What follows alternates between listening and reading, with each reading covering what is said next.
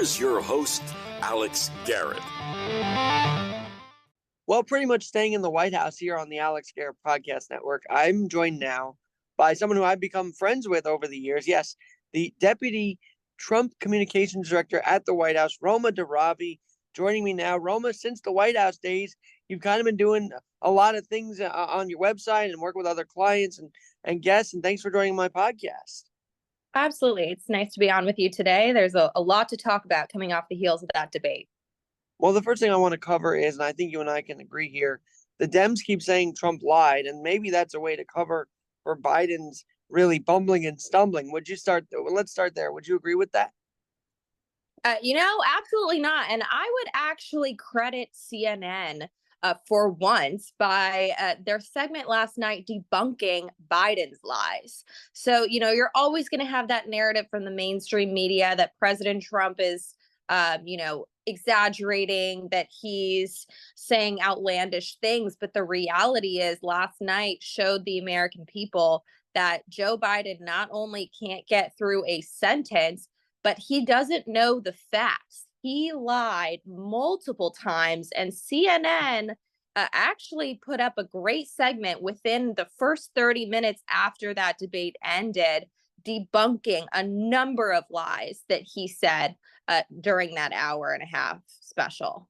Oh, yeah. I think Trump was actually pretty truthful the whole way. And you know what's disgusting, Roma, is those who say Trump's lying is basically saying, no, an illegal immigrant didn't kill a 12-year-old in Texas. No, an illegal immigrant didn't, rape a 13-year-old. They're basically saying all that didn't happen. Isn't that disgusting?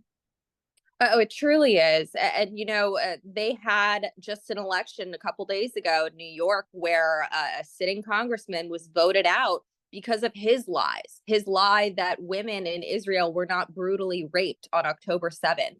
I mean, the things that the left are saying just cannot be overlooked anymore. And I will just say this, someone on the Democrat Party gave them all the green light to go after Biden during this debate. He has not changed. Joe Biden's nature has not changed. He has been weak for 3.5 years. He has had terrible policies. He's been falling up the stairs. And all of a sudden, they're allowed to say it. All of a sudden, they're allowed to tell the truth that he's not fit for office. I mean, we really have to hone in on that and to hammer them and ask why now? Because the last 3.5 years, when you ask the White House what is wrong with Joe Biden and his cognitive state, they would pivot and they would lie. And now all of a sudden, they're telling you the truth. Let me ask you this, Roma, because obviously you were in the Trump White House when he was running in 2020. How did you guys balance the White House work and the campaign? You weren't able to work hand in hand, but were you involved with the debate prep back then as well? Was there sort of hand in hand involvement there? Yes. So President Trump has a lot of advisors around him. He is definitely a great leader for many reasons, but one of which is that he likes diverse opinion in the room because he wants to hear every perspective in order to make the best decision on behalf of the American people. He mentioned some of those things last night when asked about abortion. He said, my view is that there are exceptions for rape, incest, and life of the mother. But of course, you have to follow your heart. He understands that and he sympathizes with that on issues like abortion when it comes to the voter and what they need to do at the voting booth in November. So when he's prepping for debates, it's all in. But as you saw this last week, President Trump prepped for this debate by getting on the ground and talking to the American people. What did Joe Biden do? He slept for 5 days. And I'm of the mind that he was still in that REM cycle last night because he just couldn't seem to get his words out. I mean, the man was half asleep on that stage. It really is hard to watch as an American. It's hard to watch as a human. He's just unfit to be governing, and it's time for him to step down, really. Well, I'm wondering if they're going to somehow invoke the 25th Amendment. Because remember, during the Trump years, that's all they talked about. So I'm talking about on my podcast. Why not invoke the 25th Amendment while we're at it? Well, there might be rumors of that, but the reality is that the Democrats are stuck with their poor decisions, and their poor decision is Joe Biden. It is very late in the game for them to change things up now. Logistically, it would be nearly impossible. So if they want to spend their time and their money teetering on this idea of switching him out in the ninth hour, I am all for it. I would love for them to waste their time doing that because President Trump is focused. He is not missing a beat here. He is very, very disciplined, boots on the ground, talking to the American people. He has already spoken with a number of people today, and he's not going to let these rumors of Joe Biden stepping down and Newsom or whoever it is coming in distract him from the goal. And the goal is to truly save America. That's the name of one of his old PACs, Save America. And it rings true. His initiative of America First is not just a slogan. It is a mindset and a goal. We need to be America First because right now, this socialism, communism mindset that Biden's administration is governing by, and I say Biden's administration because Biden, who knows if he's actually governing, they're not operating on behalf of the American people. They're putting us in a position of weakness. And it's no surprise because Biden is the ultimate weakness. All right, gotta ask you this because I feel like one of the weak spots that Trump has to really convince the Americans, and you think he did enough of this yesterday, is January 6th. He was there, and it was prior to what happened at the Capitol. But do you think he did enough to convince the American people, hey, no, I was distancing myself as much as I could from that? What was your take on that whole thing? And I asked that on the heels of the Supreme Court making a big ruling on January 6th today. Absolutely. I mean, let's talk about that Supreme Court decision. Like I said, someone gave the Democrats the green light. They are now seeing common sense as the guiding light to move forward. But honestly, it's too late. I think President Trump was very disciplined last night and he spoke from the heart. He really means what he said when he was excited to talk to the largest crowd he's ever spoken to. And that, there was a small number of people that went to the Capitol. It really was not this outlandish experience that the media tries to make it out to be. And Nancy Pelosi doing absolutely nothing to protect the Capitol when that was her responsibility. So, I think the Democrats will look back as much as they can. They will look back to try to pull America down. But President Trump is looking forward. He is focused on the future and he's focused on bringing this country back into a place of safety, a place of prosperity, and a place of freedom. I mean, the reality is that we are of a really difficult spot today where in many cities across the country, you can't even walk down the street by yourself because it's become so crime ridden. It's so dangerous. And we have a number of illegal immigrants potentially from ISIS. I mean, the fact that that alone is happening is terrifying and reason that we need President Trump back. Biden said last night, oh, no, there aren't 400 immigrants here illegally that are part of ISIS networks. Why?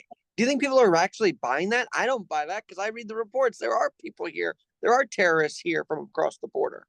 Mm-hmm. Well, you read the reports and I read the reports, but the administration has tried very hard from the beginning to hide these numbers. If you look back to year one of the Biden administration, DHS did not put out their border numbers for 8 months straight. They hid those numbers from the American people as they continued to rise and rise and rise. And now we are in the thousands and thousands of border crossers a day that we know about. Who knows how many gotaways? Who knows how many we don't know about? And these are people coming from all over the world. They're coming from countries that we do not have relationships with. They are coming here for one goal, and that is to cause discourse and cause pain for the American people. And it's working because Joe Biden is all talk and no action. On day one, he removed almost 100 orders that Trump had put in place to keep our border secure. Why? for purely political purposes. He doesn't care about your safety. He cares about his donors. He cares about the lobbyists that are in their pockets. He doesn't care about keeping our border secure. And you cannot have a secure nation without a secure border. I think of that donor in New York City, right? Radio City. Meanwhile, President Trump went out to massive people. There's the difference right there, as far as I'm concerned, when it comes to this campaign season. Oh, So, absolutely. so Absolutely. Roma, President Trump from the beginning has told everybody, I don't want your money. He even said last night on stage, I don't need to be doing this, but I have to because of everything that Joe Biden has done. I have to come back and help save this great nation. does he confide in you often? Because I know you and him were close in the White House. Do you still talk with him even during this campaign season? What's your connection with President Trump now? So my role in the campaign is external. Speaking as an external surrogate, I'm not specifically on the paid staff of the campaign. He has a great team around him right now. People like Jason Miller, Stephen Chung, really strong communication advisors that are in his ear constantly. And those are the people I talk to day in and day out because, right now, President Trump, every second that he's talking to the American people. Every second that he's not at an event, he's on the phone, he's doing radio calls. His focus is making sure that the American people have the truth because the Democrats, as you know, and as we've already talked about today, they love to lie. And just last night, I was at a small event watching this and play out. I spoke with a number of people who were shocked to learn the lies that Biden had been telling them. I mean, we eat, breathe, and sleep this political stuff, right? But the average American does not. So if we do not make sure that they get the truth, they're going to believe the lies. It's a really difficult process nowadays, especially with the media on Biden's side. So the one good part about, last night and the aftermath of it is that they can no longer hide Joe Biden's cognitive disability. Frankly, I believe it's elder abuse, and Jill Biden needs to be giving him a very firm talking to because this is not safe. This is not safe for America. He needs to step down. I'd agree with you there. And apparently they honored Elder Abuse Awareness Day a few weeks ago. And I just think that's kind of ironic, I guess. So let me ask you this, Roma. I thought CNN gave Trump a lot of airtime. I thought when they cut off the mics, they cut him off a lot more, but they let him talk, which was a credit to them. I mean, I know it was in the 2-minute window, and I guess that's because he made the best of each minute, but they also gave him some leeway there. I was happy to see that. I have to credit the campaign and our external surrogates with really holding CNN to the fire beforehand. We have to be proactive. And this week we really were. We were very proactive in making sure that CNN knew and that everybody knew they had to be fair tonight.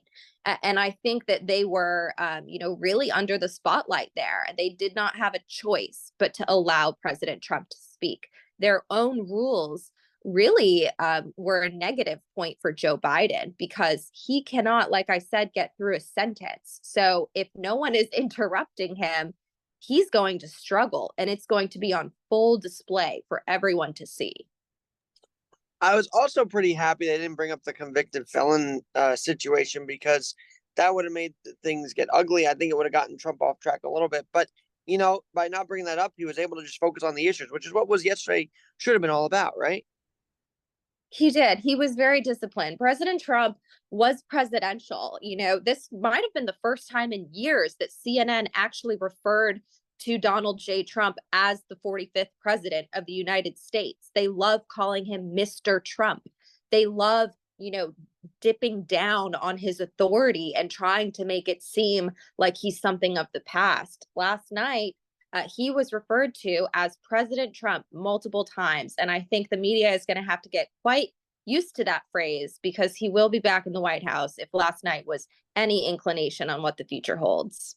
When they cut off your colleague on earlier this week on CNN, did that worry you at all? Because I know the morning show cut off one of your colleagues and actually took her off the air, which I found surprising. And everybody's like, "Well, this is going to be the debate." So, were you a little nervous when that happened? That this could be that was a foreshadow, or what were your thoughts on that? I have to say it's difficult to predict what, a manipulative network like CNN would do. It's not surprising that they would cut off Caroline's mic. She didn't say anything that they hadn't already said themselves. So, there's an old saying, if you don't like what you're doing, you don't want people to talk about it, do something different. At CNN, I think they knew they had to do something different. They could not repeat what they did to her to President Trump. So I'm not actually surprised that they didn't cut him off. I do think that they were kind of shoved into that position by themselves. Had they not done that, they maybe could have gotten away with cutting off his mic a time or two. But like I said, we were very proactive. We made sure to hold CNN to the fire ahead of time. We really have to do that to the Democrats because otherwise their lies get so far down the road and we're trying to play cleanup duty. We have to be on the offense. We cannot always try to do defense after the fact. It's a losing position. And so I would say that's one of the reasons we were so strong as a party last night, really being able to correct the record ahead of time. A couple more questions for you, Roma, if you don't mind. Firstly, he brought up Charlottesville, Biden did, and in my thought, I said, but you're kind of a hypocrite because I feel like they've let anti-Semitism run around in this country on our college campuses and not done anything. Maybe one statement here or there, but they're not doing enough to combat. So why even bring up Charlottesville? Because you're saying you're not for anti-Semitism, yet you're kind of allowing it on our college campuses. Wouldn't you agree? Well, he brought it up because he can't remember what's currently happening. I mean, he really is struggling. So, of course, they're going to revert to issues of the past. It's like muscle memory for him to talk about issues of the past. He might not remember what happened 10 minutes prior, but if you ask him about something that happened 10 years ago, that's in his muscle memory. It's disappointing that, they did not press Joe Biden on the issues of today, of his son, Hunter Biden, of their family's business dealings. It's not surprising that they didn't. He loved referencing, his hometown. He has the same stories that he tells over and over again, which is what he did last night.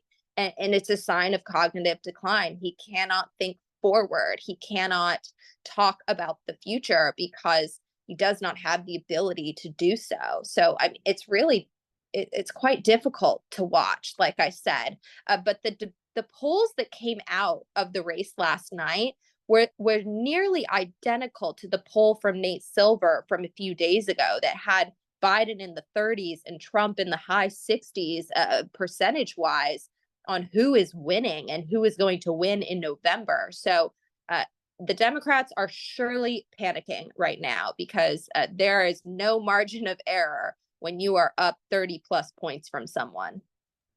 Do you think the Democrats did this on specifically before the convention? I think that's been swirling around that they did this to basically gauge where they're when it comes to the convention. Do you believe that they made this on purpose before the convention to just make a decision based off of this? Well, I think the Democrats have bad strategy, if any. So I hate to give them the credit and say that they were so manipulative that they planned that.